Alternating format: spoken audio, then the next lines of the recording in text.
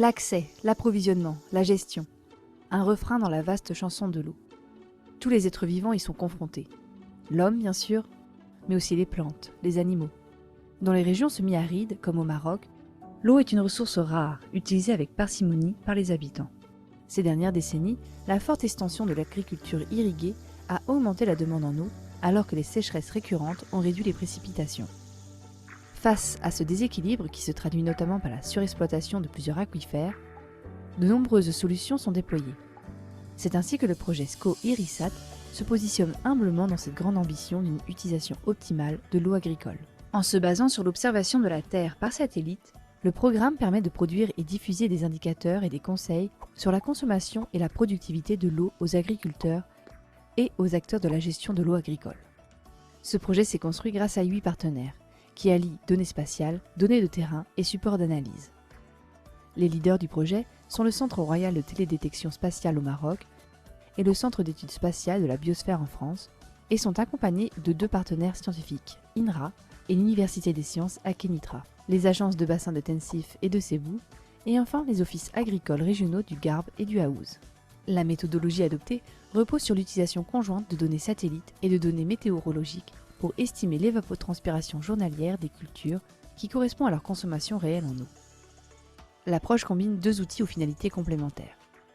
SATIR vise à fournir des recommandations d'irrigation aux agriculteurs à l'échelle de la parcelle pour les aider dans leur prise de décision au jour le jour. IRISAT a pour objectif de renseigner les opérateurs techniques et les gestionnaires sur la consommation en eau des cultures, la production en biomasse et l'humidité du sol de l'échelle des périmètres irrigués jusqu'au territoire de gestion. Cette complémentarité des approches se décline également dans les outils et les observations mobilisées. Des données satellites optiques telles que celles acquises par Sentinel-2 qui renseignent sur l'état de santé et la densité du couvert végétal, et des données infrarouges thermiques acquises par les capteurs Landsat ou VIRS qui mesurent le réchauffement de la végétation qui accompagne un manque éventuel d'eau. Cette diversité d'observations satellites est combinée à des outils de modélisation qui résolvent les bilans hydriques et énergétiques des surfaces agricoles qui sont validés par des mesures de terrain. Enfin, les données météorologiques et les données in situ complètent cet écosystème d'information, permettant la création d'indicateurs sous forme de statistiques par type de culture et par unité territoriale, parcelles, secteur d'irrigation, bassin versant, etc., sur la consommation en eau, la production végétale et la productivité de l'eau. Ces indicateurs vitaux constituent pour les utilisateurs une information inestimable pour une gestion plus éclairée de cette ressource précieuse.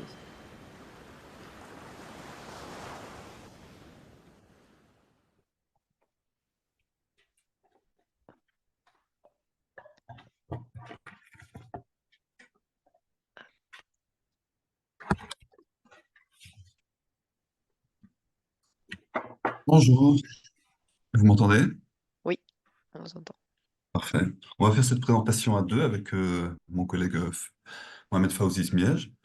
Donc, comme vous l'avez compris, on s'intéresse à l'eau dans le continuum sol-plante-atmosphère, où le sol va être le réservoir de l'eau pour la végétation, qui va donc évapotranspirer vers l'atmosphère, qui lui va envoyer de l'eau de manière naturelle sous forme de pluie. Et aussi, on recevra de l'eau de façon anthropique sous forme d'irrigation.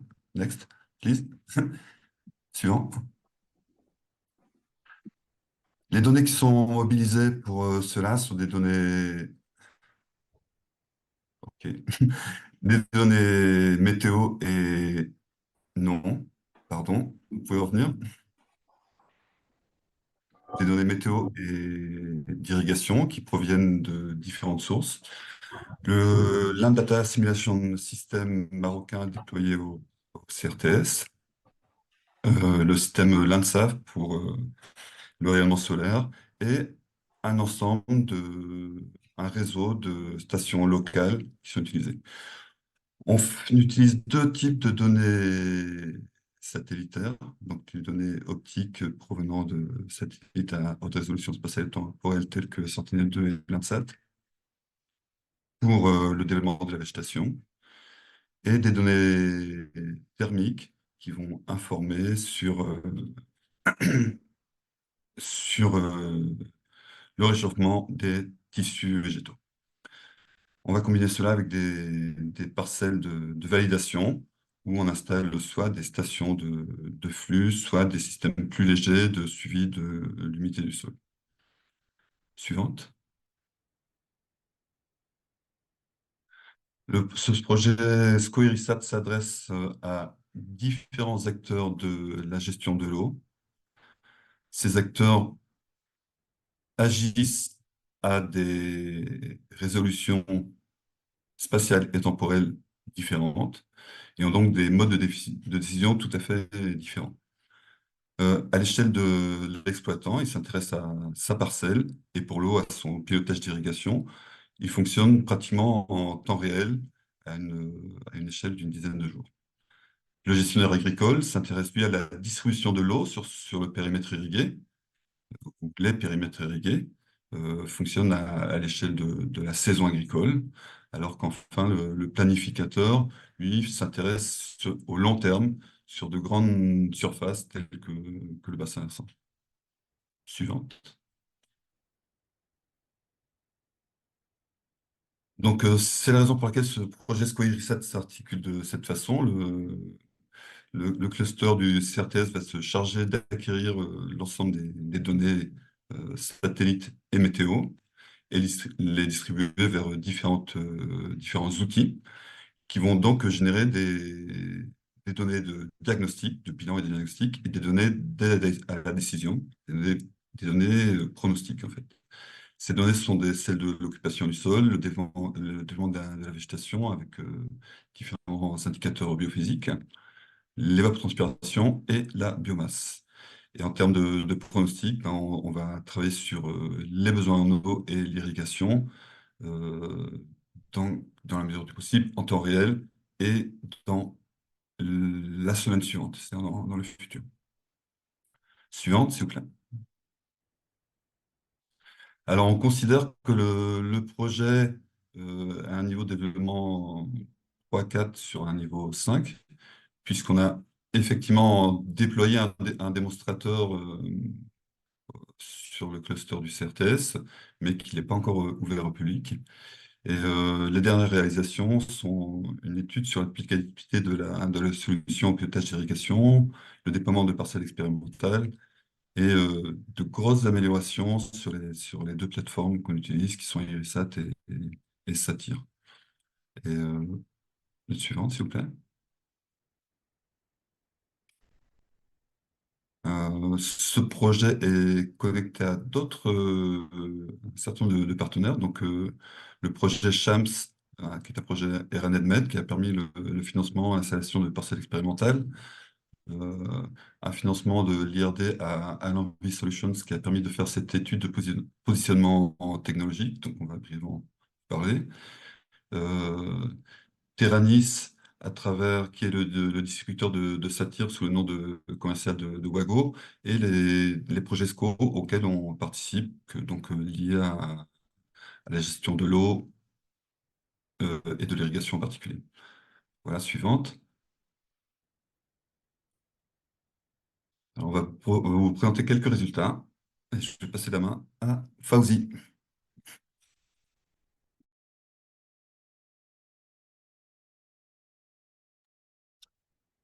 Bonjour. Je vais commencer à présenter quelques résultats. Bon, la première activité qui a été menée dans le cadre de ce projet, une des activités, c'est réaliser une enquête auprès d'un échantillon d'agriculteurs afin de cerner les besoins prioritaires des agriculteurs en termes de pilotage de l'irrigation.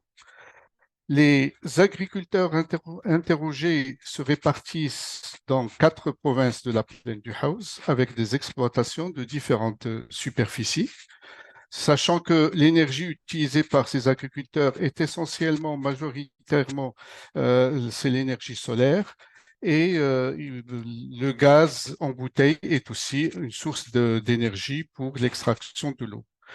Le mode d'irrigation majoritaire est le localisé, c'est-à-dire le goutte à goutte, le gravitaire et l'irrigation traditionnelle sont aussi représentés. Diapo suivant, s'il vous plaît.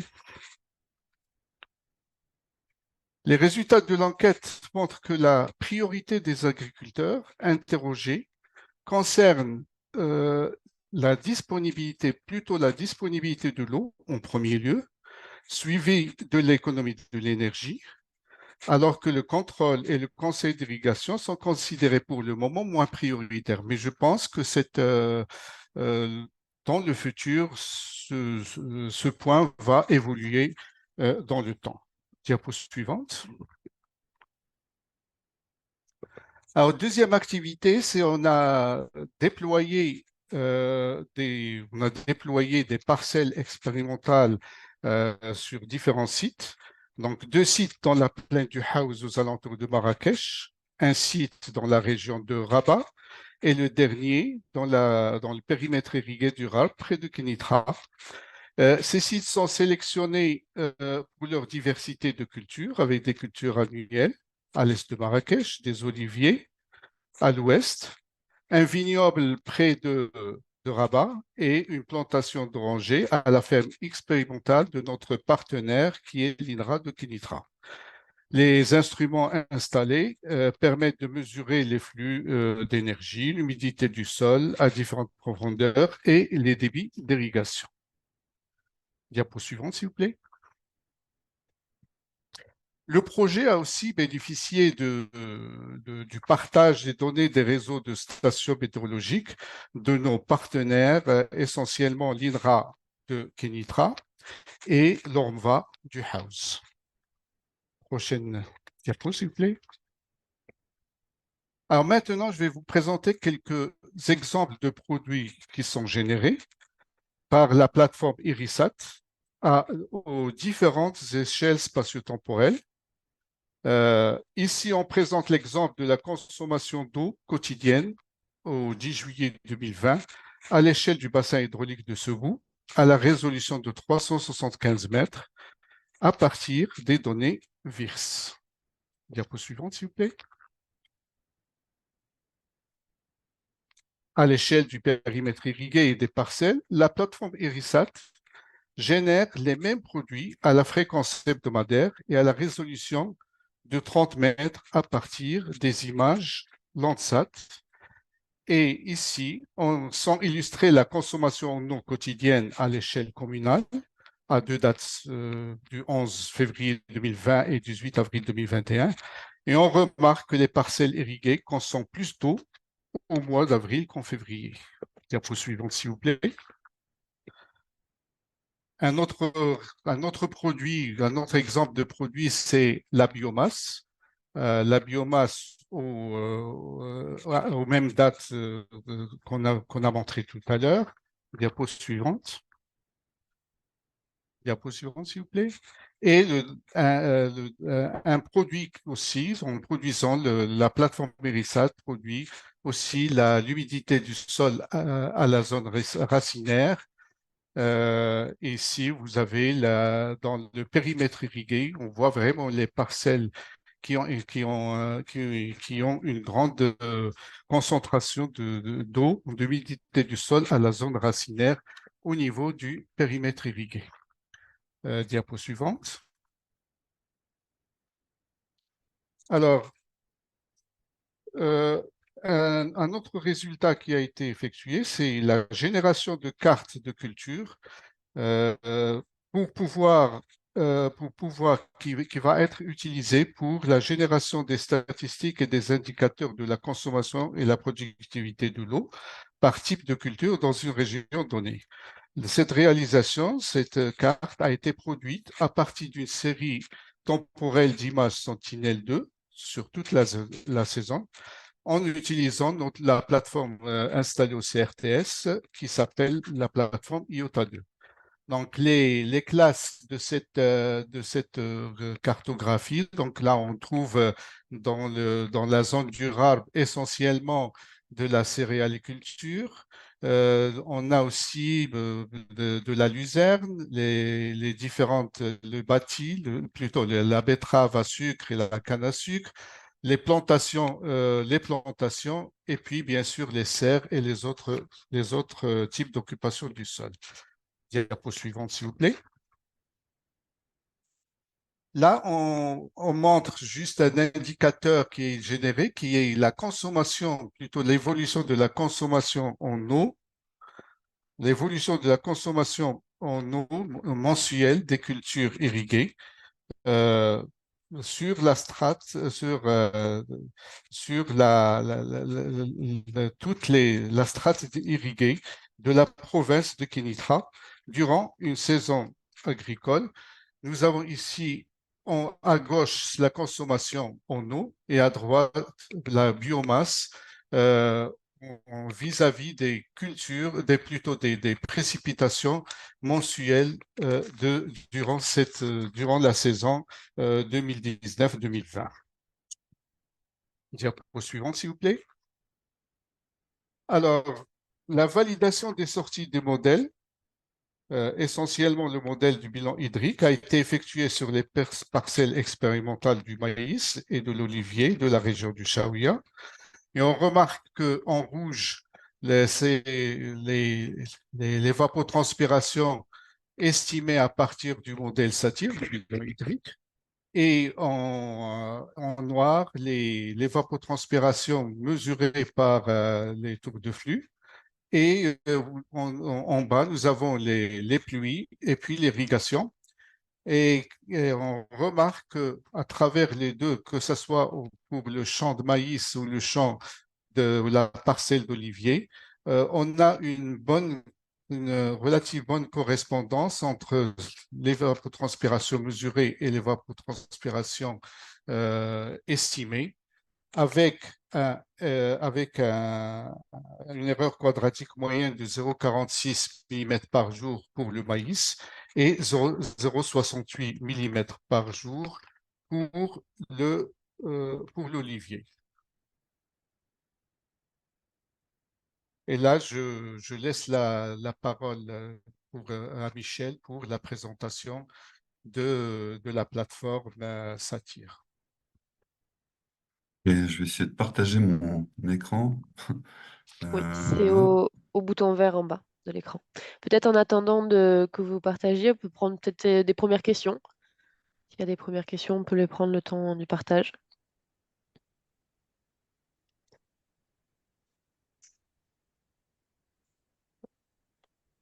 Bon, du coup, on pourra voir sinon après la démonstration.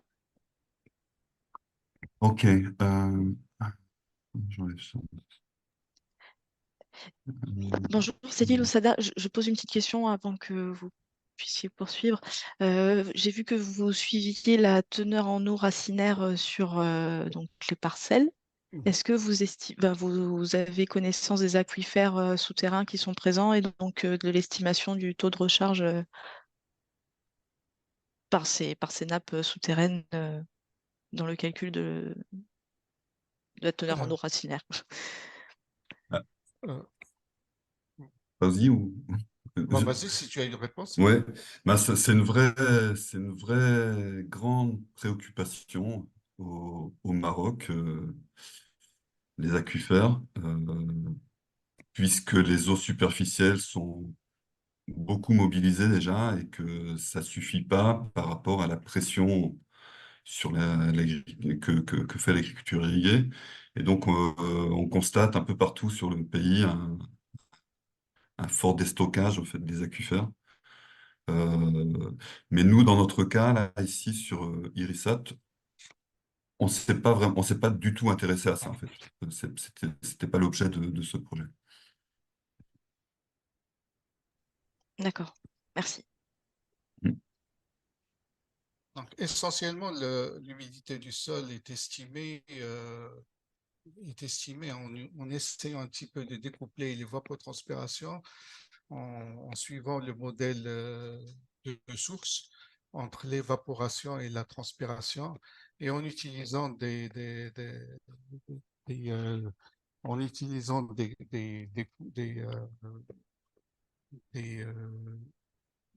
comment on appelle ça, on utilise aussi les types du sol et puis les paramètres du sol. On essaye de trouver l'humidité du sol, que ce soit au niveau du sol lui-même, quand il n'y a pas de végétation ou bien dans la zone racinaire. Mais ce sont des modèles qui font de l'estimation, mais bien sûr, on essaie un petit peu de valider ces modèles à travers les mesures de terrain. D'accord, c'est clair. Merci beaucoup. Merci. On pourra enchaîner Je sur vais la faire juste démonstration. une petite démonstration très, très rapide de l'interface qui est déployée hein, à Rabat au CRTS, mais qui n'est pas encore en accès libre. On espère que ça va pas trop tarder, qu'on va surmonter les derniers petits problèmes techniques et de sécurité. Mais donc voilà à quoi ça ressemble. Hein. En fait, on a une interface où l'utilisateur, l'agriculteur, ouvre un compte, il s'inscrit, il ouvre un compte et après il accède à la visualisation de ses parcelles. Alors, dans ce cas-là, on peut pas on zoome sur la même région parce que j'ai des parcelles ici dans la région de Rabat et des parcelles dans la région de Marrakech. Et, euh, et donc, on retrouve les parcelles soit sur la carte, soit sur la liste, pardon, sur la liste des parcelles disponibles ici de l'agriculteur. Et donc, ici, on a un exploitant qui a différents oliviers et différentes cultures. Euh, et si je rentre sur cette parcelle en particulier, ben, on peut zoomer dessus. On a l'évolution de l'indice de végétation qui est faible hein, dans ce cas-là, parce qu'on est on est sur des oliviers en culture semi-aride. Hein. On voit ici l'indice de végétation, il est de 0,18, ce qui est très, très faible. Euh, et avec ça, ben, la difficulté de ce type d'approche, ben, c'est de faire tout fonctionner en temps réel et de combiner ça avec des prévisions météo pour faire une prédiction des besoins en eau. Et donc faire des recommandations d'irrigation. C'est ce qu'on retrouve sur ces deux diagrammes. Donc, au pas de temps journalier, les apports en eau nous ont été transmis par le compteur d'eau qu'on a installé, qui fait de la télétransmission journalière. La météo qu'on récupère sur une station proche, euh, pardon, ici, ce qui va nous permettre ensuite de calculer donc ici un simple bilan hydrique. Et ce bilan hydrique va nous permettre d'estimer le contenu en eau racinaire et de proposer, in fine, dans le futur, ici, dans ce petit carré bleu, euh, la prochaine date d'irrigation. Voilà un peu l'idée. Euh, Donc l'agriculteur ou l'opérant, disons, peut aller modifier la paramétrisation de la parcelle sur une configuration de la culture, du sol, euh, de la relation avec les images satellitaires et de sa configuration de l'irrigation. Alors il y a des choses qu'on a développées qu'on n'a pas tout à fait mis dans l'interface encore.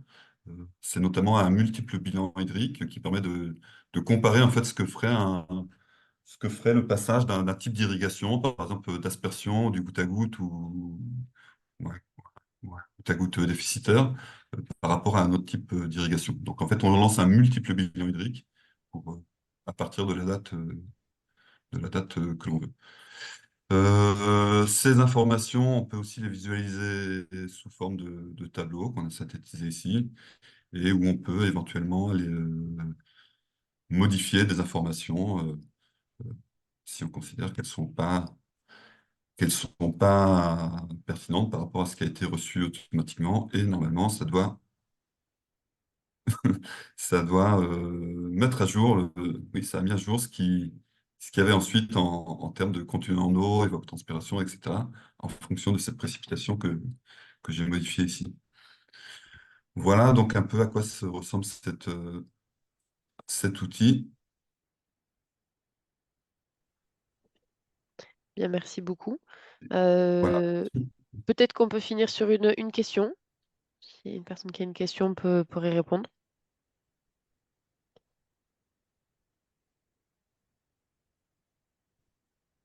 Je- Les différents indicateurs que vous avez montrés sur le tableau, là, juste à l'instant, il y a un endroit où les agriculteurs peuvent avoir une explication sur leur définition, enfin, comment ils peuvent les exploiter sur les résultats qui sont affichés.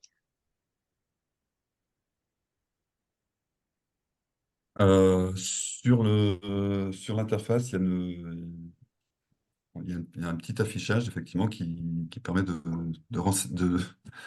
un peu un help pour l'utilisateur qui lui dit, ben voilà, ça c'est l'évapotranspiration, ça c'est le continuum du sol de l'arbre. Pour la partie qu'a présenté mon collègue Fauzi, euh, on a d'autres indicateurs qui sont calculés et, euh, et, qui- et qu'on souhaite mettre sous forme d'application aussi. Donc, de la même façon, ce sera documenté, bien sûr. D'accord. Merci beaucoup. J'interviens à ce niveau-là. Je reprends un petit peu la parole pour parler un petit peu du côté plutôt l'échelle un peu plus globale, que ce soit les autres intervenants dans la gestion de l'eau, notamment les agences de bassins hydrauliques et aussi les agences de distribution de l'eau d'irrigation. C'était prévu de pouvoir aussi générer une plateforme de dissémination de ces produits-là. Nous y travaillons et nous voulons aussi aller un peu plus l'échelle spatio-temporelle en essayant de travailler, en essayant de générer du thermique à une meilleure résolution. Donc, un travail de recherche a été mené et qui continue à être effectué pour essayer un petit peu de réduire la résolution du thermique à une échelle plus exploitable pour l'agriculteur, c'est-à-dire à une résolution entre 10 et 30 mètres, et avoir l'information quotidienne, c'est-à-dire que là, on aura deux, deux possibilités d'utilisation. Donc, la possibilité pour le parcellaire, pour l'agriculteur, l'information produite par mon collègue Michel, qui est le Satyr, et de la même manière, l'information produite à partir de Irisat améliorée dans les prochaines, dans l'avenir, qui se compléteront. Et puis, bon, nous allons continuer à travailler aussi en utilisant d'autres modèles que le modèle CEVAL qui est implémenté dans notre chaîne Irisat. Voilà.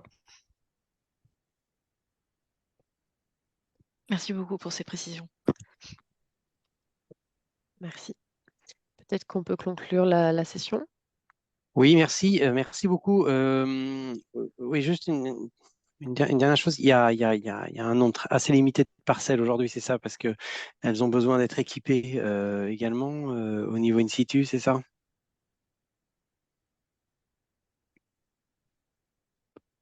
Oui, ça demande un petit équipement pour faire fonctionner un bilan hydrique, donc un compteur d'eau et une transmission de la donnée.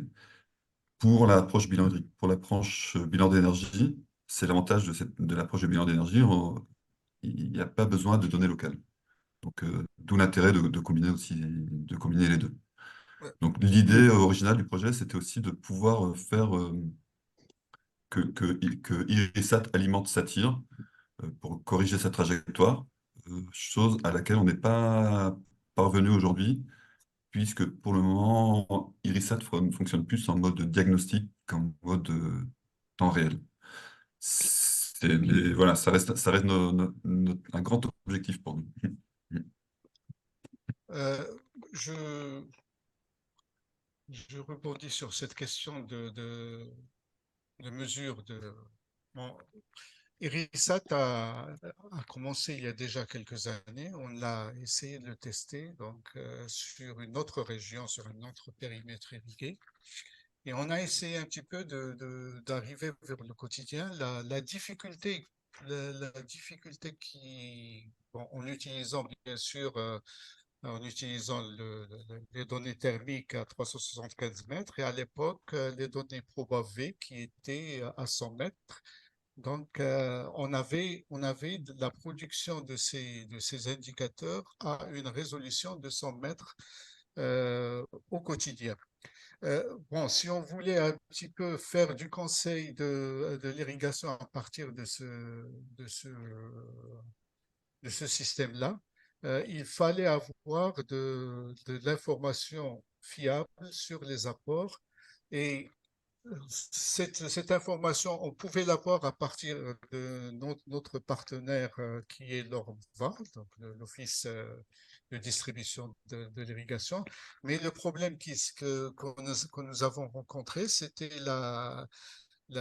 cette information était agrégée au niveau de plusieurs cultures. C'est-à-dire que c'est l'exploitant et l'exploitant à l'intérieur de l'exploitation, il y a plusieurs cultures, ce qui fait que cette information bon, vraiment n'est pas exploitable pour faire du conseil, vraiment pour chaque type de culture.